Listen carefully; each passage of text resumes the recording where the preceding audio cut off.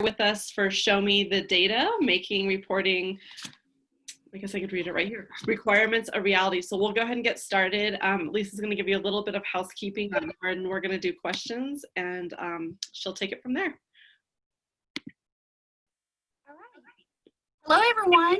Glad you can be with us.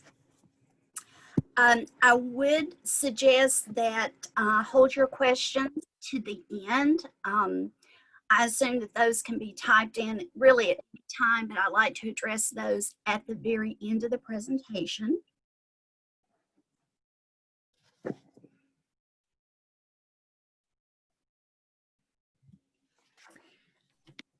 right, welcome everyone. My name is Lisa Morelock-Gosnell. I'm the Data Research and Information Coordinator with STEP Incorporated. We are Tennessee's parent center. Just a little bit about me. I am a native of Limestone, Tennessee, which is the home of Davy Crockett.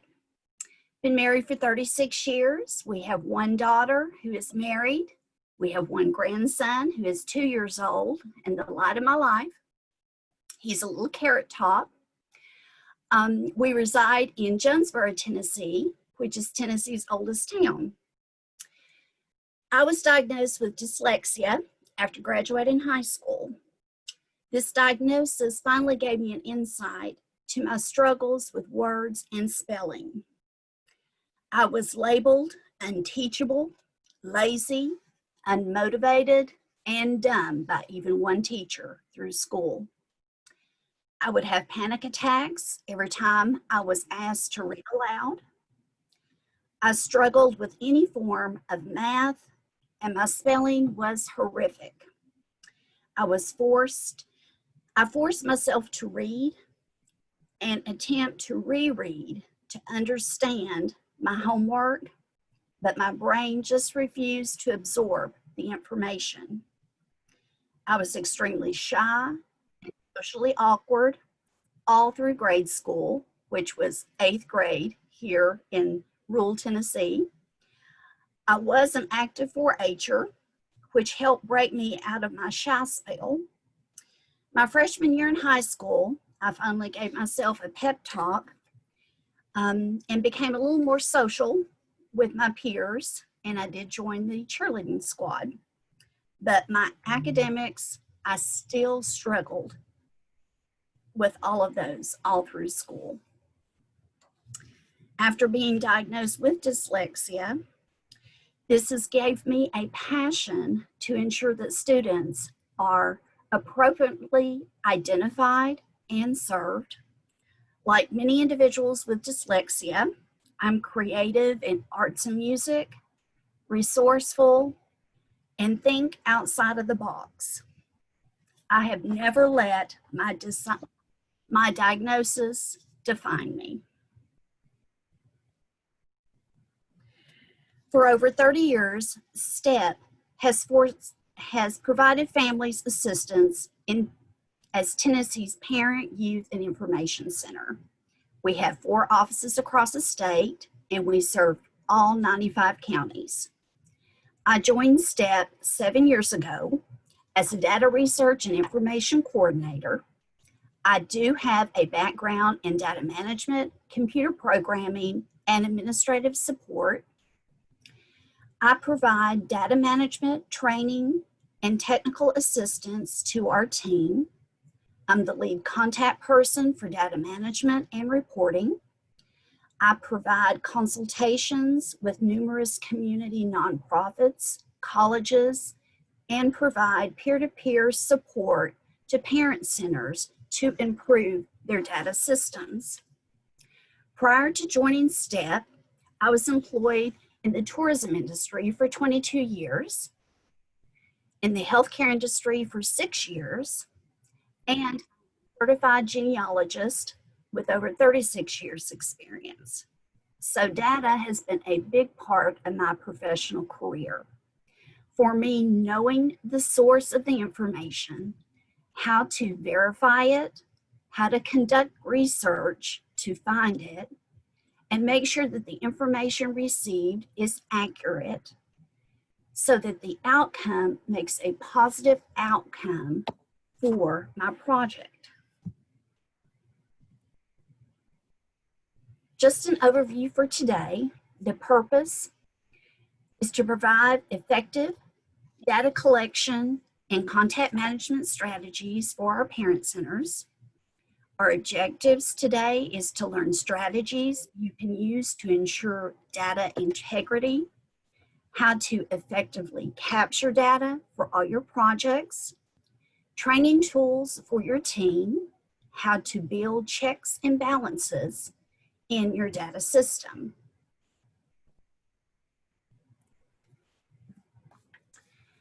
Now, let's talk about that dreaded four-letter word,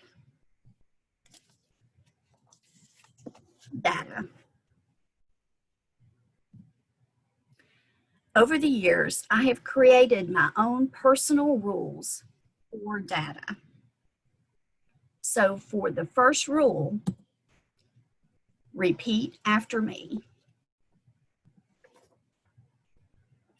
Don't panic. When faced with a data challenge, take a breath, grab your resources, and make a plan. Take it one step at a time. Number 2, think about your data before you start collecting. Answering the following questions will help you evaluate the best plan for using data. Context. What are you trying to achieve? Need. What basic need could be addressed by logically using data? Vision. What will the data look like? Outcome. What will the results be and integrated into our parent centers? Number 3, make a personal vow to understand your data. It's about telling a story. Look at data the way a detective examines a crime scene. Try to understand what happened and what evidence needs to be collected. The visualization can be a chart, a graph, a table, or even a single number. It will come naturally once the mystery is solved. The focus is the story.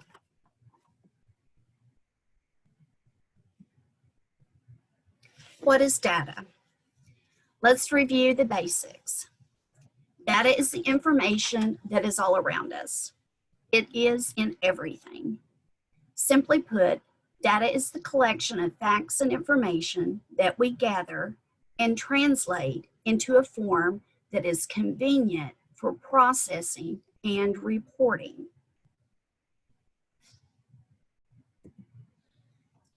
Why do we collect data? Information on its own can be interesting, but it is not really very useful. We can collect data so we can find out how we are doing, as well as report to our grantors and stakeholders.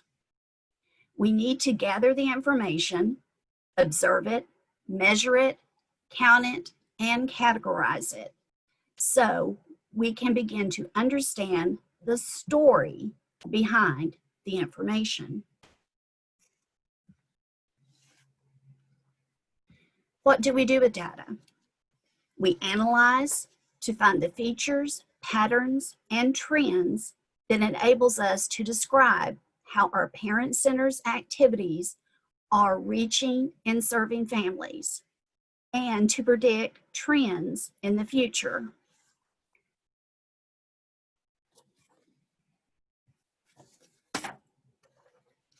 Knowing what programs or workshops are serving our families the best, what materials are most popular with the families we serve, what improvements can be made to help serve families, and what the number one concern is for families today.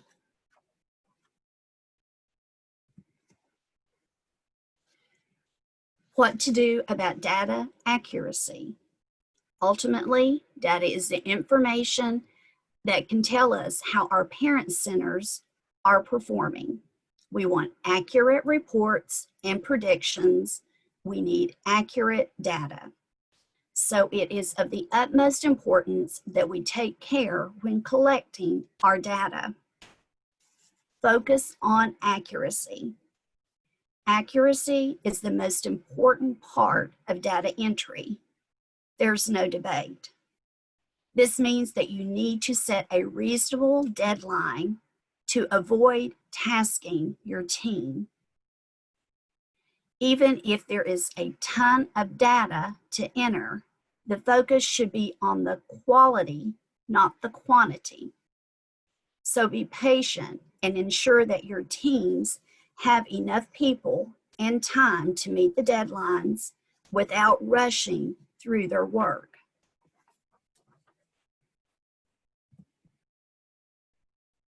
What is data reporting? By definition, data reporting is a process of gathering and submitting data to be further subject to analysis. The key aspect of data reporting is reporting accurate data, because inaccurate data reporting can lead to uninformed decision-making.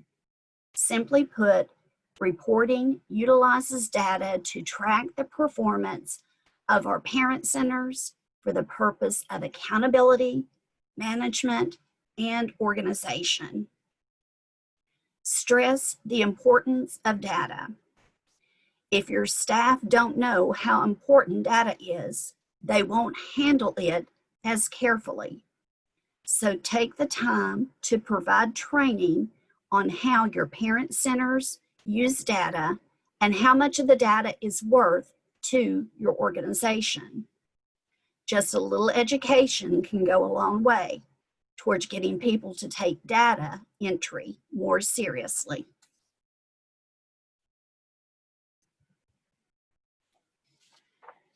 What are data reporting tools?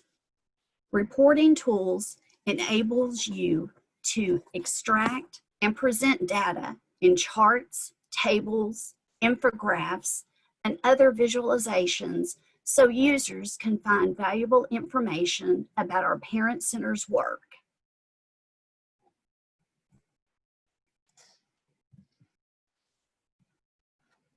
What is a data collection form? Data collection forms are a great way to help capture the required data needed for parent centers and for data input. If you are not well versed with technology or have staff members that can help with data entry, these data collection forms can be very beneficial.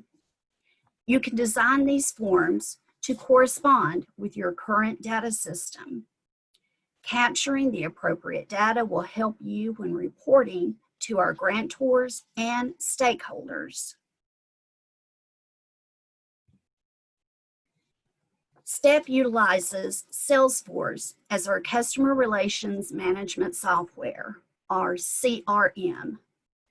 Our system gives our team members a shared view of our database for easy access to contacts, case files, for faster assistance to families. It's cloud-based, which makes it mobile-friendly for our team to use outside of the office.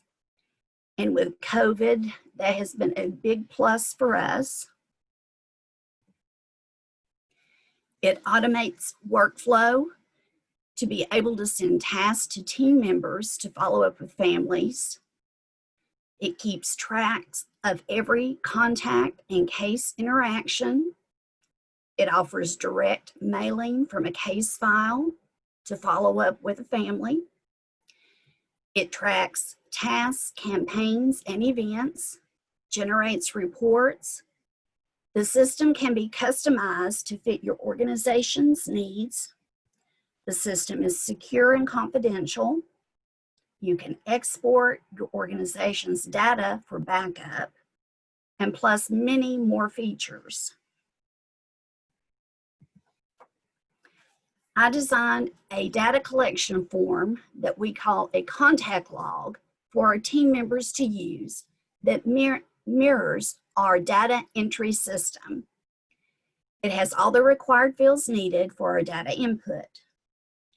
Data can be entered into the system while a team member is talking to a family via phone, or they can use their contact log form to capture the required information and input that data later. Or if they're not able to, they can pass it along to a team member that can actually input the data for them. Here's an example of our form. I've put these forms into a booklet format for our team to use. There's about 50 set of forms within each booklet, and that helps our team members collect the appropriate data needed while serving families and for our data input.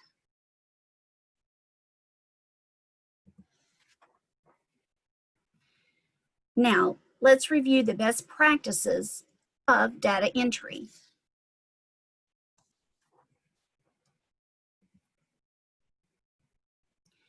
Ensure data standards are in place.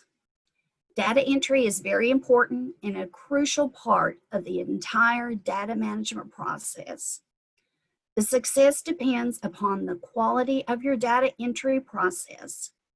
Staff who carries out data entry projects must remember that the ultimate outcome is to create a valid and organized set of data in a specified format which can be accessed and used easily by all staff members.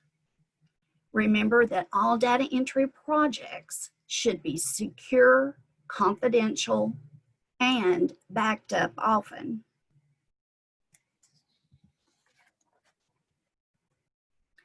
Validate your data.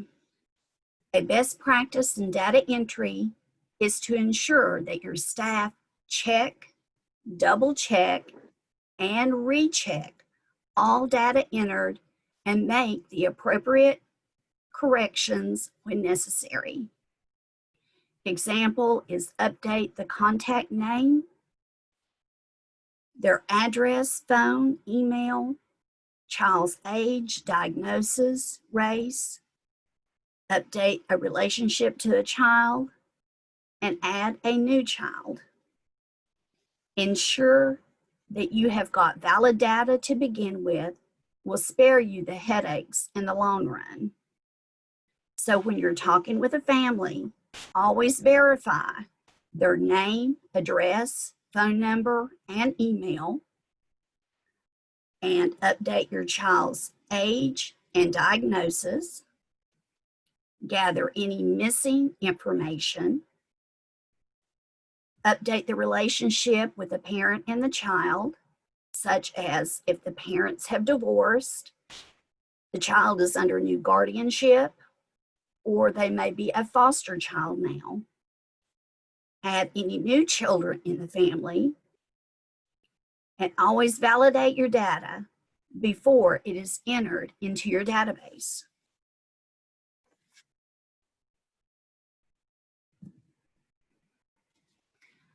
Avoid poor data entry practices. Data entry operators should be trained to recognize and identify common data entry errors. Some of these errors are often found in data where different personnel enter information at different times. Some include duplicate contacts or campaigns, missing data, inconsistent formats in data entry, data entered into the wrong field, transcription errors, and typos.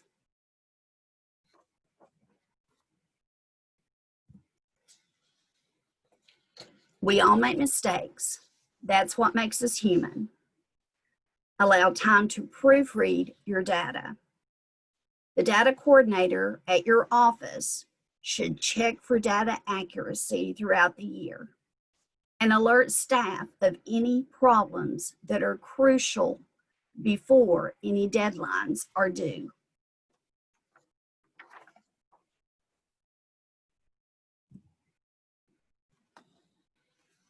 Common error in data input is entering information without conducting a search for duplicate information. Remind staff to always do a search prior to entering any information. Try searching for names a couple of different ways. And here are a few examples. Beth Smith could be an Elizabeth Smith. There's several spellings of the last name for Smith. The same way with Allie Phillips, the different spelling of the first and last names. Same way with Emily Prophet and Teresa Bell. Catherine is a name that has many different spellings. So always check a couple of different ways in your searches to be sure that particular person is not already in your system. If a match is found, then you need to check for the remaining information in the database, such as the address, phone, and email to see if it matches, to ensure that this contact is the one that you're looking for. You may also find 2 or more data entries that are mostly or completely identical. For example, in your database, there may be 2 entries for a John Smith living at 123 Main Street. Based on the information, it can be difficult to know whether these entries are duplicates or if John Smith may have a son named John Smith living at the same address. You need to sort out seemingly duplicate entries like this to make sure that you have the correct data.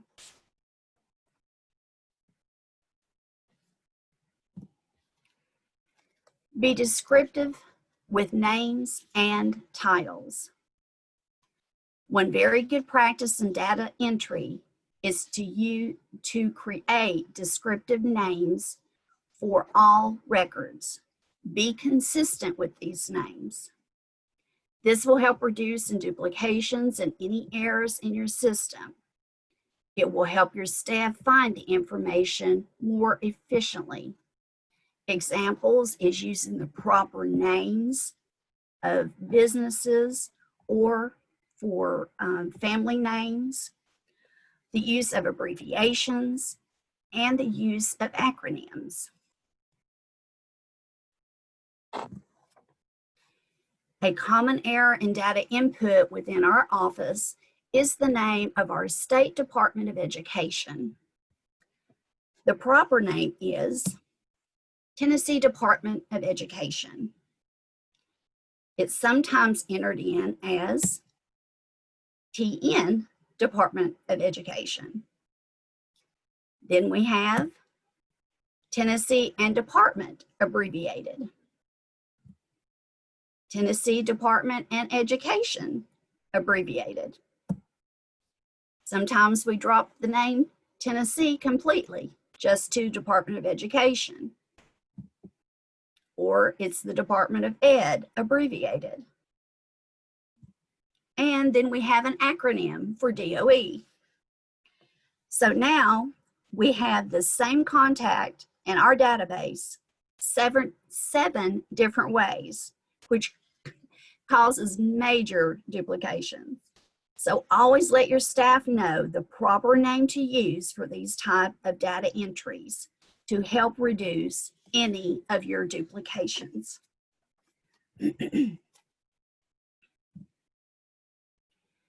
Be aware of missing data. Missing data can lead to sufficient information loss if they are not identified and located during data entry procedures. Examples are contact fields, cases, disability categories, age, race, primary language, and campaigns. For the child's name, if you don't actually have a name of a child, you can use child 1, child 2, child 3 with the parent you're speaking with's last name. This will help track the number of children that you are serving during a grant reporting period. For a child's date of birth, if you're unable to get the date of birth from the parent at the intake time, if you get the child's age of 10 years old, then you can estimate the child was born in 2010. A formula that we use is 01/01/2010, and this is going to be a temporary birth date that we can use in our database until we can confirm with the parent the child's actual date of birth. Managing data is tricky, and there are processes, strategies, and decisions that will depend on it. That is why preventing data errors is one of the most important things to keep in mind in any data management process.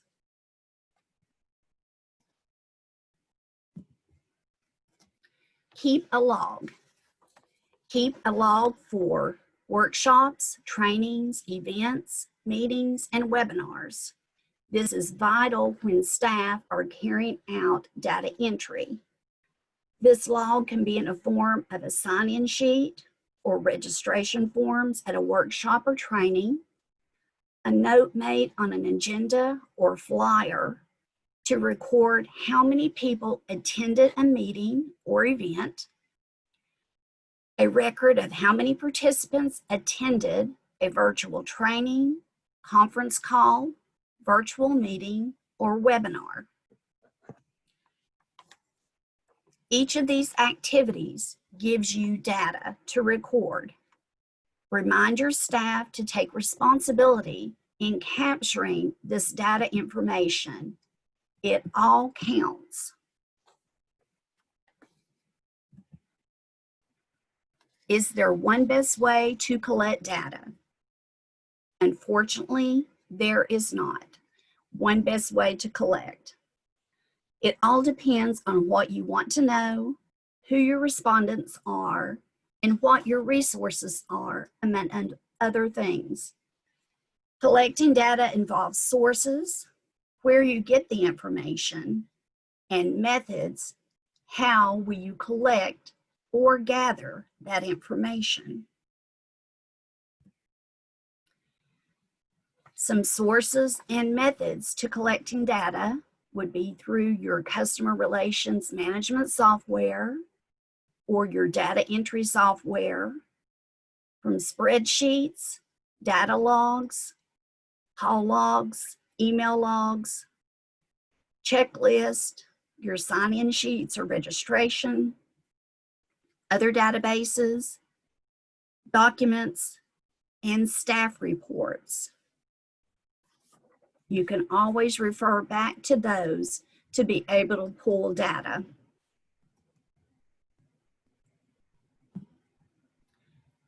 Now, let's talk about our PTI data reporting. How to collect PTI data for reporting. As parent centers, we create a ton of data daily, which comprises our organization's nerve center. And we are required to report this data each year to our grantors and stakeholders. Now, let's get down to the nitty-gritty on this year's data collection.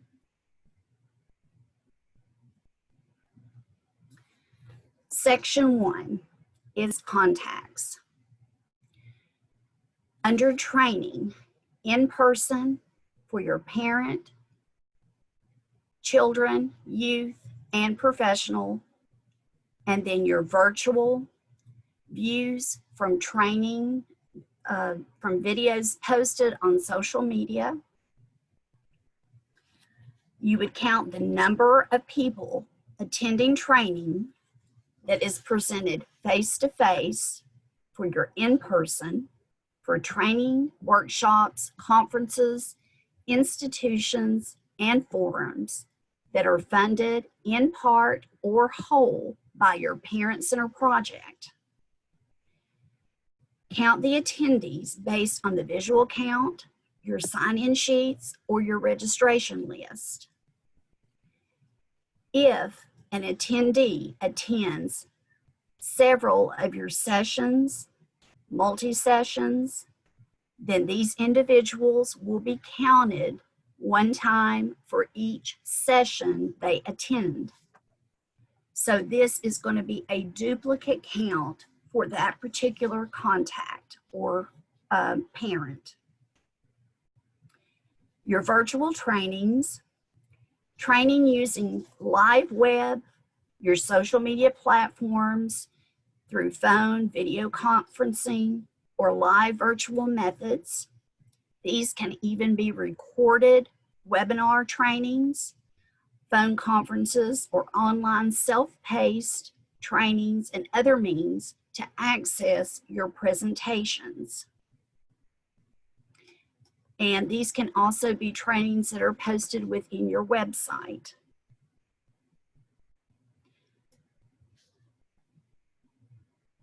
The number of views, even on your archived online trainings, is counted in this section. And these are also counted for parents, professionals, and for students.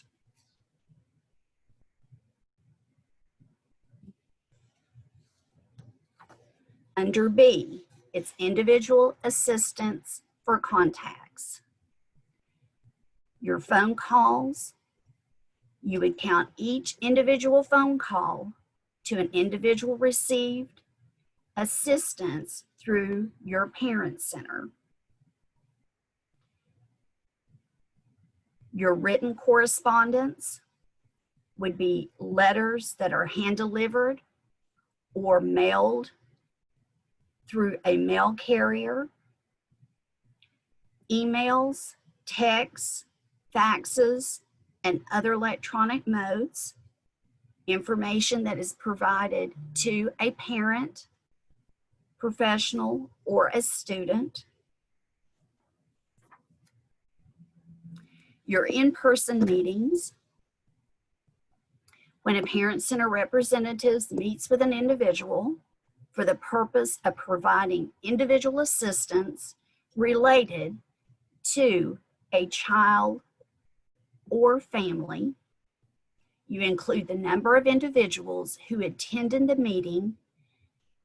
Also, when we get to section 4A, those would also be included.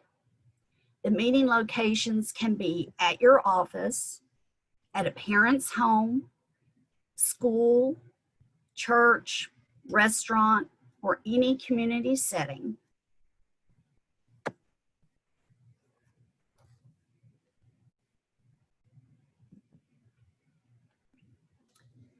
Section 2, unduplicated number of parents served.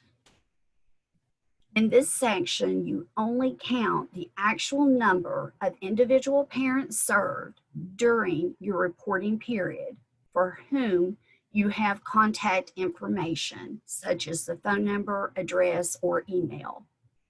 For this particular data point, the parent is only counted one time. So, an example, if Jane attends 5 trainings, they've called your office 10 times, you supported them in an IEP meeting, a mediation meeting, she is only counted as one parent served for this particular data point.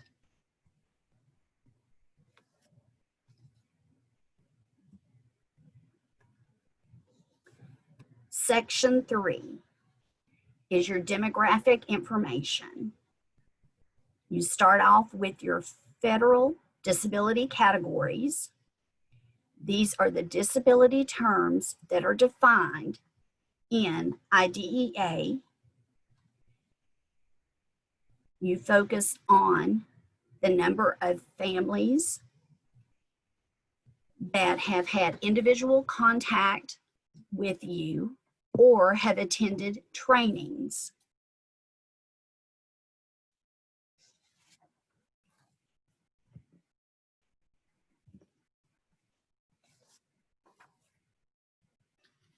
Under Section B of this category is age. You have 6 age categories, starting with birth through beyond high school. You count the number of families who have contacted you for individual assistance or have attended trainings.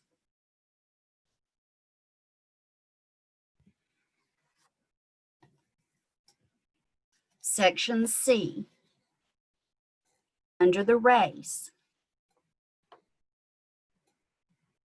you will count the Hispanic or Latinos, the non-Hispanic or Latino, or the undisclosed. This is, again, the number of families that have contacted you for individual assistance or have attended trainings.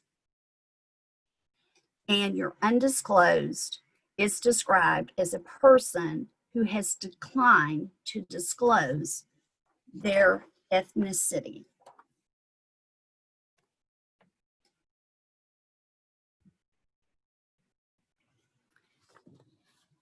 Next is race. Again, you are doing the number of families who have contacted you for individual assistance or attended meetings.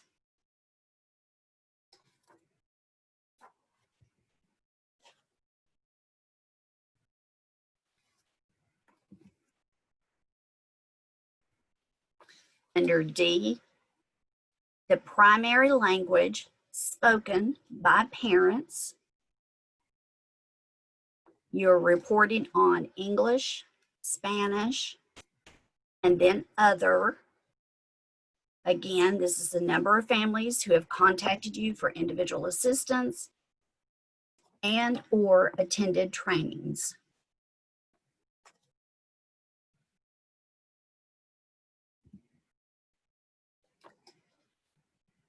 Section 4 is meetings. These are meetings attended to support parents. The IFSP, IEP, and 504 plan meetings. These would be the meetings in developing, reviewing, revising, which would include your initial review, revision, or your annual meeting, or the 3-year reevaluation meetings with parents. Your facilitated IEP meetings. These are meetings that are facilitated by a neutral third party. Your due process hearings, manifestation determination hearings, mediations, resolution sessions, suspension or expulsion hearings. Again, this is the number of meetings attended to support families.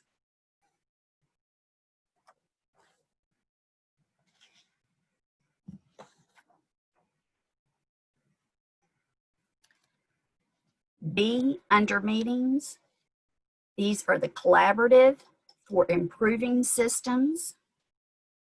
These are the collaborative meetings attended by staff on local, state, or federal levels when the focus is on systems serving families and children with disabilities.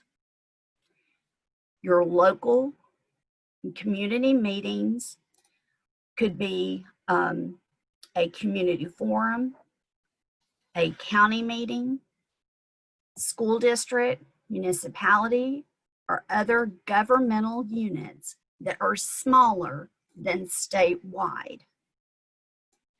And then your state level meetings. And then you have your national and federal level meetings. You would count the number of meetings attended in this section.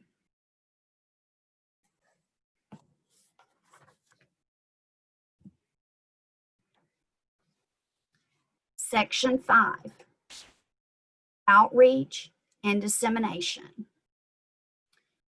You're counting your newsletters, the number disseminated.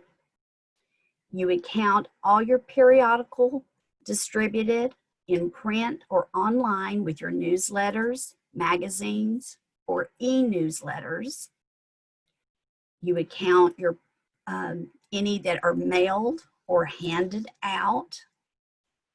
Count the number of subscribers or recipients of newsletters sent via email.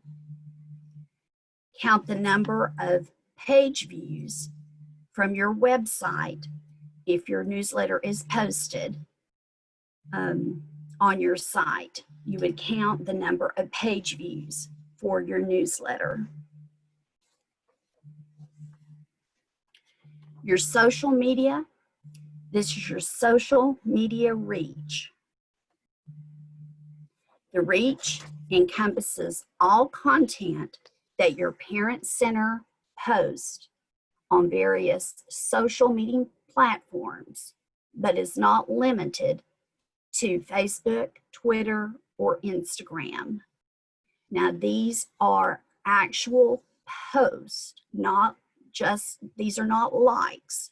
If you post about an event that your center is hosting to support families, then you would count how many likes that particular post has received.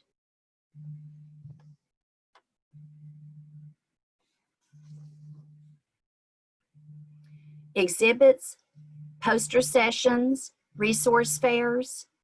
This is the number of materials disseminated.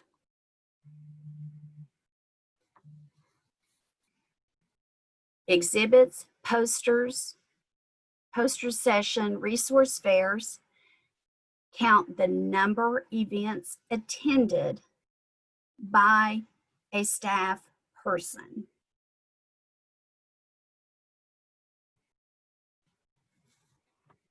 Website, you count the number of page views. A page view is each time a visitor views a page on your website, regardless of how many hits that are generated.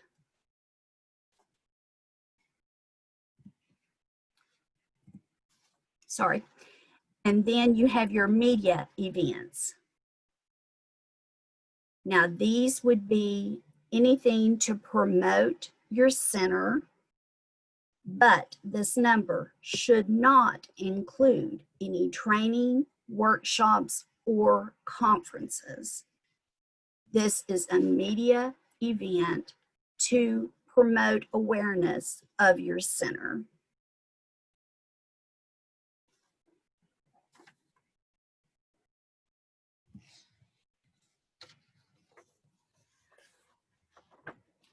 Parent Center Program Measures Survey. You will survey parents that have been served by your parent center within the last 6 months. On this survey, there is a total of 7 questions. From the unduplicated list that we discussed in section 2, you will prepare a list of parents that have received training or have received individual assistance from your center within the last 6 months.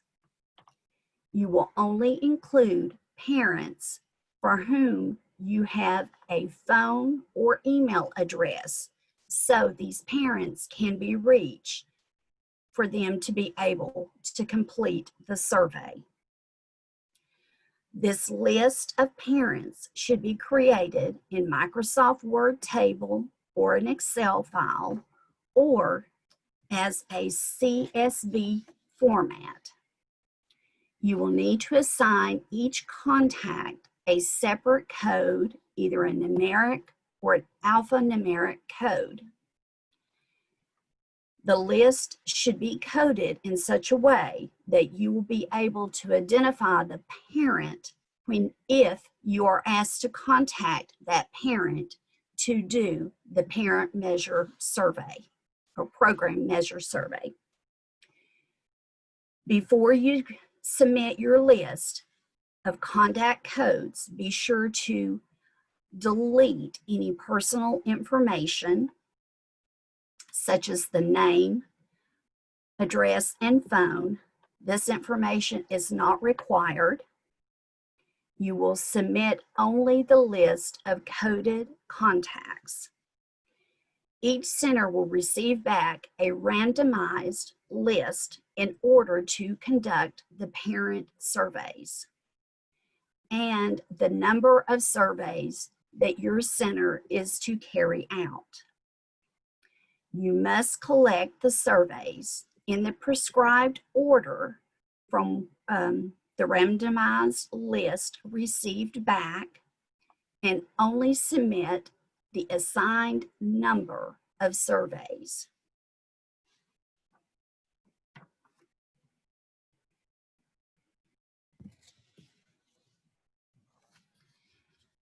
On the grant performance report in 2017, parent centers started tracking PTI outcomes to measure the impact of our services and the immediate gain in knowledge and confidence after receiving our services. There are 2 questions to ask families after services have been rendered. How easy has it been to understand the information you received today?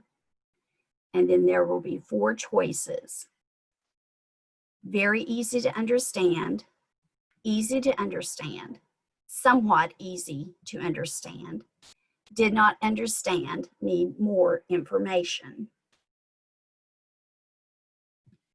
Question 2, how prepared do you feel to use the information you received today? Very prepared, prepared, somewhat prepared, not prepared, need more information. In addition to the Parent Center data collection report that we just reviewed, these results will be included in the U.S. Department of Ed grant performance report that is due around April of each year. That reporting period usually runs March 1 through February 28th.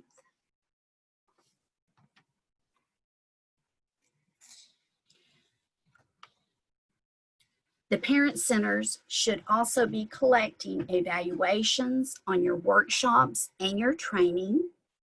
These evaluations are also used as data points in our report to stakeholders and grantors. PTI data collection. Our data collection provides Parent Center Network with the opportunity to highlight our work in searching and serving families and many positive impacts and outcomes that come from our work. Last year, Parent Centers achieved 1 million contacts through training and individual assistant, over 1 million website visits and resource disseminations. 90% of those surveyed, and this is parents, found our programs and services met their needs, helped them understand how to get their child's needs met, and they were able to put the information to good use.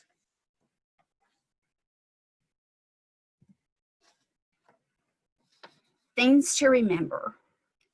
Set a data entry deadline for all data entry projects at your parent center. Leave enough time to check for data accuracy and any missing data prior to your submission deadline. Know your fiscal year.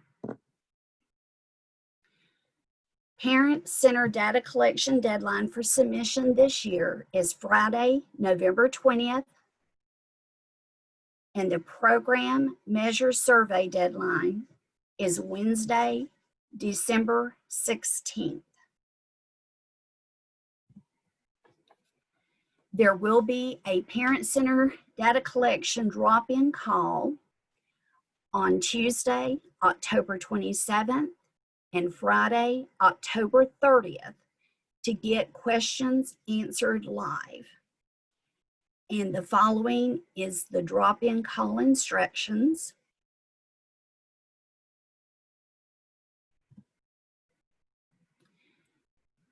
If you have additional questions or are new to the Parent Center data collection process and protocols, you can contact your regional Parent TA Center for assistance. We have 4 regional TA centers, and this is the contact information for Region A and B, C, and D.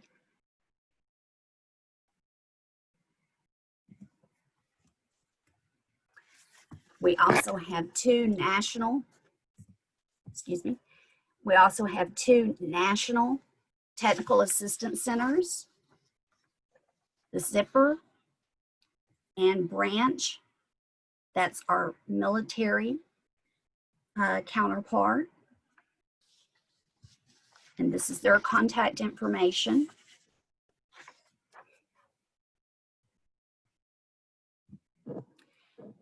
Now relax and set a goal. This is one of my favorite inspirational quotes.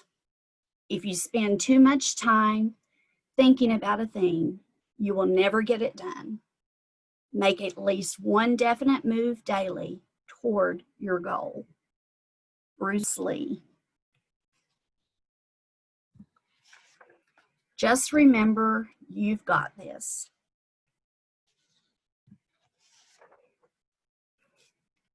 Thank you so much for being with me today. And if you have any questions, go ahead and submit those now, and I will do my best to answer those.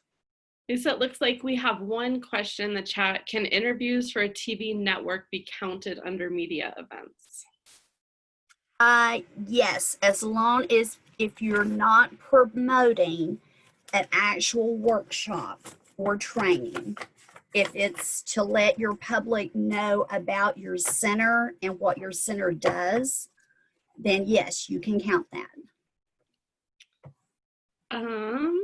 Is there any guidance on how to record trainings that are done live but virtually, i.e. Zoom, etc.? Are those in person or virtual? Those are considered virtual. And if you're doing a Zoom, if you'll look at the bottom of your screen, you'll be able to see the number of participants. That's one of the first things that I look for if I'm attending any type of meeting or conference. I always make note, and I usually wait about 10 minutes in, and then I record that number of participants, because as time goes on, you're going to have people that kind of fall off.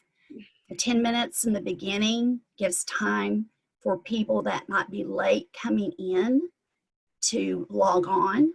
So 10 minutes is usually what I look for, and then I record that number. Great. How well is everyone getting feedback from virtual trainings? Is there a best practice? Right now, it seems to be the norm with everything that's going on, and I think as time has progressed, it's getting a little more easier for centers to be able to do the practice. And it seems to be going over well for our center. Yeah, I think we've had some good feedback at Peak as well. Here's a nice compliment. Just your reaction makes me less stressed. Excuse me. Can you pull a participant report in Zoom? It has to be set up that way by the host. And if you're not hosting the event, no, you're not going to be able to capture that. So that's why I always look at the number of participants and pull that number. Can a learning management system work directly with Salesforce to enter data related to training attendance and or training material downloads? That's a little technical over my head there. Sorry. I'm going to say Salesforce has a lot of integration with other systems. So it is a very possible scenario that it would integrate in very smoothly, but that would be a technical question to direct directly to Salesforce. Can you explain how to determine the oh gosh, it just jumped. The breakout number of parents, professionals, and youth from social media and YouTube, or is there a way to count the number of views as a total? Some of the Google Analytics will break up into age demographics, and you can kind of guesstimate there. It's really hard to pull a distinguisher between parents and professionals. Sometimes you're able to do it between an adult and a child. But as far as professionals and parents, it's just kind of hit and miss. Our formula is to use like a percentage of that number that we pull over to professional. It's like a 20% that we, off of our overall total, we'll pull that percentage over as a professional. If we're unable to determine any youth, then that number may stay at 0 for them. Janet, parents reaching out, they use SurveyMonkey or Zoom polls. Matthew, you can check the Salesforce app market, but most big systems do offer some kind of Salesforce integration app. Another question, could you provide us with a copy of the booklet you put together for your PTI staff, perhaps uploading to the Whova app for us to download? Oh, sure. I can do that. Let me make myself a note. And then with social media, is it best to use the engagement number or views?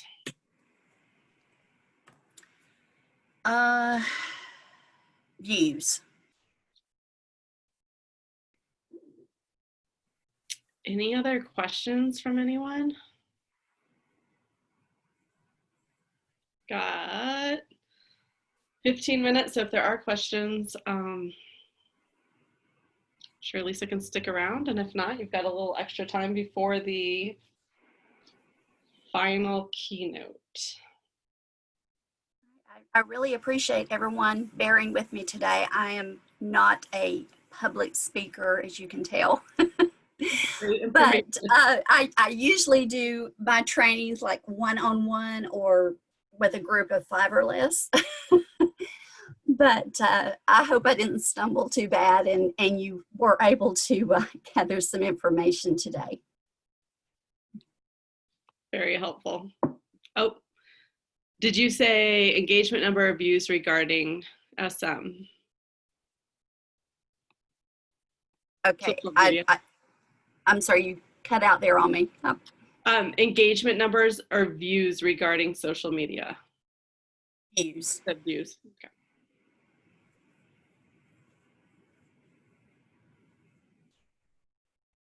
Oh, here's one more. Regarding capturing useful and relevance in live virtual platforms, we have good luck using a poll at the end of the session. That is good to do for sure. The ones that are definitely hosting would need, of course, to set that up prior to running their virtual trainings or whatever. But yes, that is definitely a good method to use. And of course, you always have those families that, you know, really hate to give you detailed information on their child. But if you listen closely to those intake notes when you first make contact with that family, they'll let things slip. You know, my child is 10 years old. They have dyslexia and autism. And so, I mean, you've already captured 3 things there. You know, they go to such and such school district. So you've captured that. So just kind of look back through your notes, and that's where you're going to be able to pull some of that information that you think you might have missed when you talk to that family. A lot of times you have already gathered that information and you're just really not aware of it. Mm-hmm. Excuse me, is there an easy way to document how many packets or training materials are downloaded? Yes. It all depends on if they're available through your website. You would need to check with your IT person to see how you're pulling those statistics. And there should be a way to track those. We have just recently switched over to WordPress, and we are still able to find out how many people are downloading certain information. We may not be able to actually capture the name of the person, their address, or anything like that, but you can capture how many materials are actually being viewed or downloaded. Great. Any other questions, comments?